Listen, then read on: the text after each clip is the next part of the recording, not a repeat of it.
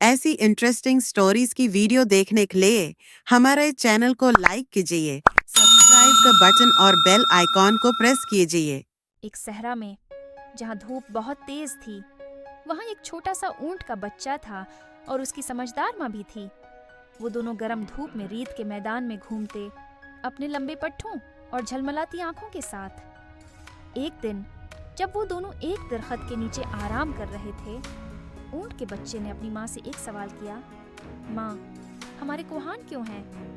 माँ, ऊंट ने हल्की सी मुस्कुराहट दी और प्यार भरे अल्फाज में जवाब दिया, बेटा, हमारे कोहान में पानी जमा होता है। जब सहरा इतना गर्म हो जाता है और पानी मिलना मुश्किल हो जाता है, तब हम अपने कोहान से पानी हासिल करके जीते हैं।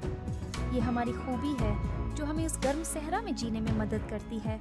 ऊंट के बच्चे ने अपनी माँ से पूछा, माँ, तो फिर हमारे गोल खोर क्यों हैं? ऊंटनी ने जवाब दिया, ये खोर हमारे लिए जरूरी हैं। बेटा, ये हमारे गर्म रेत में चलने में मदद करते हैं। अगर ये ना हो तो हम रेत में चल नहीं सकते, लेकिन उनके साथ हम आराम से चल सकते हैं, चाहे धूप कितनी भी तेज हो। ऊंटनी के बच्चे ने फिर सवाल किया, माँ, हमारी लंबी खूबसूरत पलकें क्यों होती हैं? ऊंटनी ने अपनी आंखों में प्यार और समझ के साथ जवाब दिया, बेटा, ये लंबी पलकें हमारी हैं।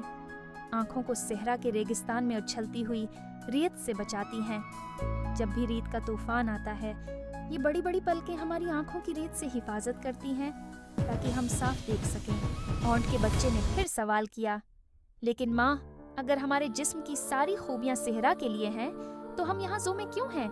ये जगह रेगिस्तान जैसी नहीं लगती। ऊंटनी ने ज़ू की तरफ देखा और अपने बच्चे के सवाल का भारी दर्द महसूस किया। इसके चेहरे पर उदासी फैल गई। मेरी प्यारी बच्ची, तुम बिल्कुल सही कह रही हो। हमारी ताकत, हमारी खूबियाँ, ये सब सहरा के लिए हैं, लेकिन यहाँ ज़ू में ये कुछ भी काम का नहीं है। और इस तरह ऊंटनी के बच्चे ने एक ज़रूरी सबक सीखा कि हमारी ताकत, चाहे वो कितनी भी ज़्यादा हो, कभी कभी गलत जगह पर होने से बेकार हो जाती है। ये बात सिर्फ खूबियों पर नहीं, बल्कि सही जगह पर उन्हें इस्तेमाल करने पर है। इस कहानी से हमें ये सबक मिलता है कि आपकी ताकत और आपकी खूबियाँ गलत जगह पर कभी काम नहीं आती।